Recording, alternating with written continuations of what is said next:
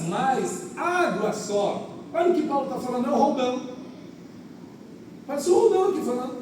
Não bebas mais água só, não bebe só água não. Ó, mas usa de um pouco de vinho por causa do teu estômago e das tuas frequentes enfermidades. Já falou com Timóteo. Timóteo não era sarado, não?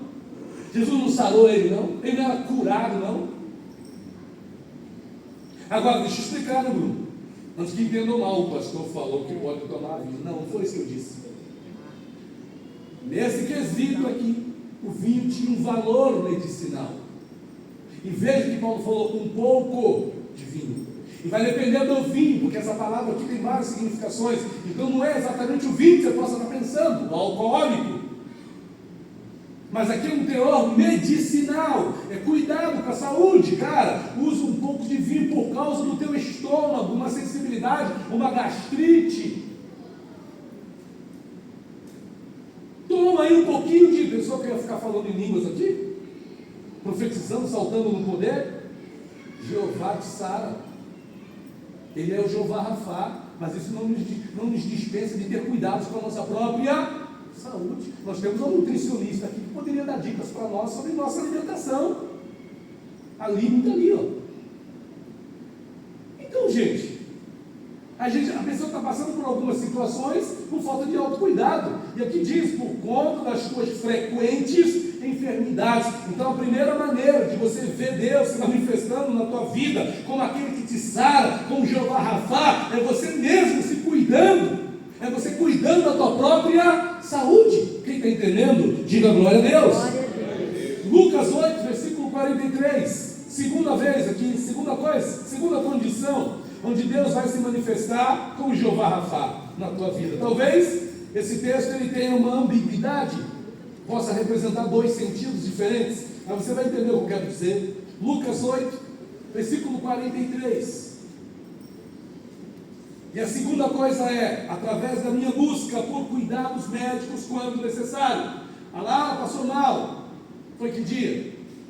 Sábado para domingo. E eu detesto ir no hospital, detesto.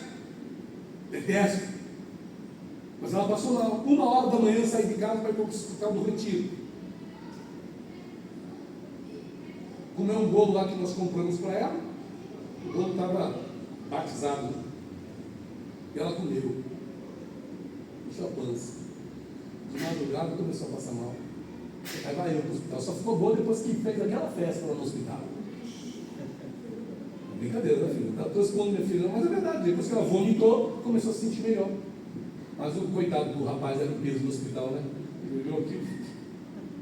A noite estava tão tranquila, né? Até chegarmos. Nós estamos sujeitos a essas coisas. Aí vai ficar em casa fazendo o que? Orando? Meu Deus, a tua palavra diz que o Senhor é o Jeová Rafá, o Senhor é o Deus que sara, então sara lá agora. Aí Deus fala, rapaz, ela está no médico ali. O médico vai dar um soro, vai passar um remedinho, vai ficar tudo bem. Não estou dizendo que Deus não cura, Deus cura, Ele é o Yahvé, Rafá, Ele é o Jeová que sara. Ele leva sobre si as nossas dores, mas nós temos que fazer a nossa parte. Lucas 8,43, olha a experiência dessa mulher.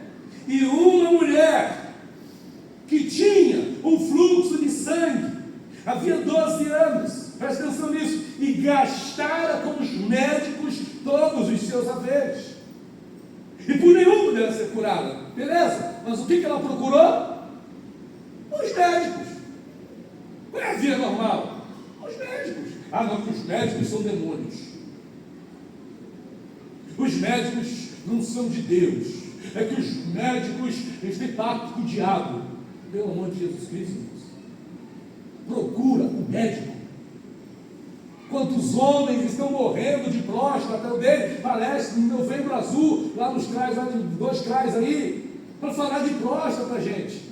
Homens que morrem de próstata, porque não se trata. Não faz o bendito exame. Porque tem preconceito, acho que vai ficar menos homem porque fez o exame de próstata. Eu fiz com 30 aí. Estou 42, com 37, nem precisava.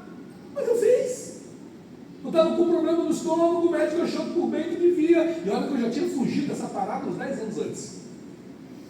Mas correndo o risco de ter um problema mais sério, porque não queria fazer o exame de próstata. Irmãos, a igreja é poder de Deus. É reino de Deus, mas a gente também tem que cuidar. E às vezes tem coisas básicas que a gente não faz. E depois tem que colocar a culpa em Deus. Aí chega na igreja aqui, claro, a gente está aqui para atender, para cuidar, para zelar, para orar, para fazer o que for necessário, porque essa é a nossa tarefa de igreja, é a nossa missão como igreja, dar essa atenção, ter esse cuidado, mas nós também temos que nos cuidar. Fazer quem crê, diga glória a Deus. Ele não vai mudar, irmãos. Não se cuidou, fazer o quê?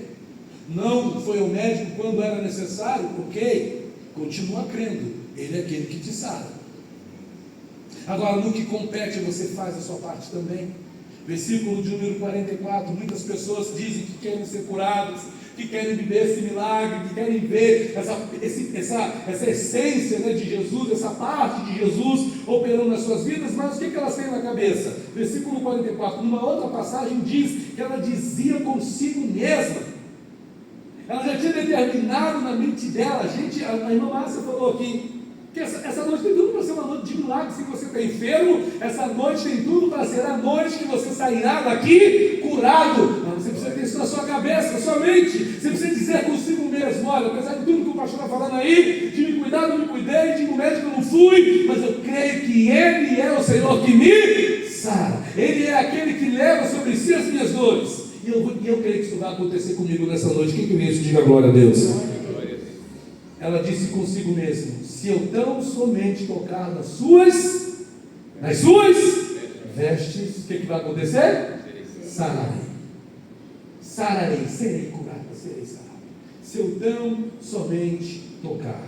E ela tocou. E olha o que diz o versículo 45. Isso chamou a atenção de Jesus, e a gente está aqui para isso, seja pela oração, seja pela fé, seja pelo louvor, seja pela adoração, seja pelo clamor. Nós estamos aqui para tocar em Jesus. E disse Jesus: quem é que me tocou? E todos negando, disse Pedro, os que estavam com ele: mas mestre, a multidão te aperta e te oprime. E disse: quem é que me tocou? Muita gente aperta, muita gente oprime, mas poucos tocam. Apertar é uma coisa, oprimir é outra. Mas tocar em Deus é totalmente diferente. Na maior parte das vezes a gente só está apertando, na maior parte das vezes a gente só está oprimindo, não tocando. Porque quem é que toca? Falando para cristãos, ela não era cristã, ela não era evangélica, mas ela tocou, porque ela determinou dentro dela: se eu tão somente tocar, serei curada. Mas muitos de nós, uma coisa que me chama a atenção quando a pessoa diz assim: a minha dor de coluna, a minha dor de cabeça, a minha diabetes, a minha enxaqueca, a minha alguma coisa, a minha crise respiratória, a minha asma, sua? É sua? Então fica com ela. Você está falando que é sua? Sabe o que é seu? A cura. Sua é a tua salvação. Quem entendeu, diga glória a Deus. Mas você está assumindo para você o que não é seu. Essa enfermidade não é sua, essa doença não é sua. Você pode estar com ela, mas ela pode deixar de estar com você. Quem crê nisso, diga glória a Deus. E uma coisa interessante que eu ouvi um pregador dizendo foi: as pessoas sabem orar pela cura. Jesus nunca orou para ninguém ser curado. Você já viu Jesus curar alguém pela oração? Você lembra de um dia que Jesus chegou para alguém e pôs a mão em nome: Pai, cura? Jesus nunca fez isso. Quando foi ressuscitar Lázaro, o que Jesus falou? Pai, eu te louvo porque sempre me ouves. Só isso. Jesus não punha a mão. Jesus só dizia de ser curado. Você quer ser curado? Quero. Quando chegou lá para o paralítico de Betesda, né? Quero explicação. A única resposta ele tinha sido: quero. Mas a limitação humana, ele vai dizer: quero, que eu não tenho ninguém que me leve lá. Mas essa não foi a pergunta. A pergunta foi: quer ficação? Quer ser curado? Quer ser sarado? Quer ver você Jeová Rafá na tua vida? Quer ver você aquele que levou sobre si as suas enfermidades, as suas feridas? Quer ver você esse na sua vida? A sua resposta tem que ser: quero. Acabou. Porque Ele quer te curar. Quem quer nisso, diga glória a Deus. A palavra, Senhor, a tua palavra palavra diz que o Senhor já levou sobre si as nossas dores, o Senhor já levou sobre si as nossas enfermidades. A quem que eu vou recorrer? Para onde irei? Se não a essa palavra de vida eterna. Então tem 3 condições aqui que eu quero enfatizar para a gente já ir concluindo essa palavra. É uma reflexão sobre esse tema, sobre esse nome santo e poderoso que é o nosso Deus, nessa identificação dele como aquele que nos cura. A primeira maneira onde Deus se manifesta como Jeová Rafá na minha e na sua vida. Qual é a primeira maneira? 1 Timóteo capítulo 5 versículo 23. Primeira maneira, eu vou aqui fazer de tudo para vocês entenderem do jeito que tem que ser entendido, né? Para não entender besteira. Mas vamos lá, 1 Timóteo 5, 23, porque senão depois vai falar com o pastor Guilherme, pastor Rafael falou besteira. Mas vamos ler, 1 Timóteo 5, 23, quem achou, diga glória a Deus. Primeira maneira que Deus, primeira condição, né? Em que nós podemos ver o Senhor agindo como Jeová Rafá na minha vida, na sua vida. Primeira condição em que Deus pode agir como sendo o Senhor que nos sara na minha e na sua vida. 1 Timóteo 5, 23, preste atenção nisso. Não bebas, aqui é um conselho que Paulo está dando para Timóteo. O Roldão, algumas reuniões de homens, ele parava para ensinar como escovar o dente. Roldão, sentava ali com os homens, a última ali, ensinando os homens a escovar os dentes. E outros cuidados que o Roldão já nos ensinou, eu fico até constrangido de falar aqui, mas cuidados que são importantes para a saúde do homem. E que talvez você sente ali, você fica até assustado, mas é necessário ter esse cuidado, e muitos homens não têm. Às vezes o homem está com mau hálito, e a esposa sente, mas não fala nada, fica no banho. Mas deve ter alguma razão estomacal para isso. Esse mau hálito pode estar relacionado a alguma coisa, mas as pessoas hoje são tão... Aí eu não gosto de usar a palavra mimizento, porque eu considero questões de saúde mental nesse mimizento. Mas a palavra... As pessoas são muito bobas, né? Você não pode chegar para ela e falar para ela: olha, você está com mau hálito. Procura um tratamento, procura ver. Eu trabalhei com um rapaz que a boca dele fedia a bosta.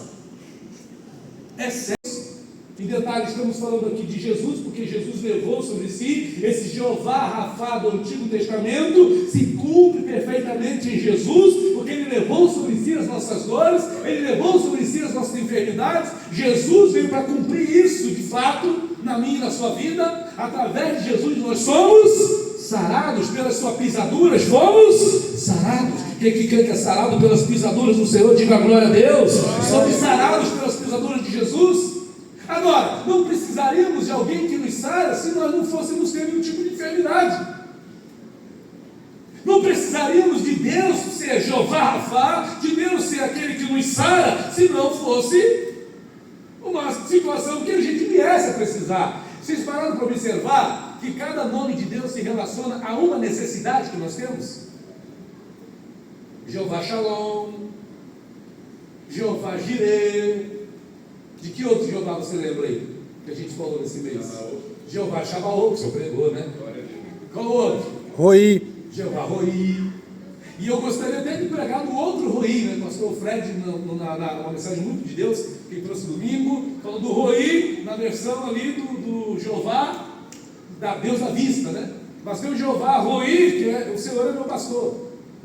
E Jeová Roi também, só que sem um H e sem um acento agudo. Mas veja, a gente esquece que Deus está aí para, não que Ele está aí para atender todas as nossas necessidades, como se Ele fosse um garçom, colocando à nossa disposição tudo o que nós precisamos. Mas, como diz um pastor que eu estava ouvindo a pregação dele hoje, faz parte do pacote. Assim como nós fomos salvos, nós também fomos curados. Assim como fomos salvos, fomos sarados. Assim como fomos salvos, fomos libertos. Assim como fomos salvos, fomos revigorados, fomos fortalecidos. Assim como fomos salvos, fomos cheios do Espírito Santo. Quem crê nisso, diga glória a Deus.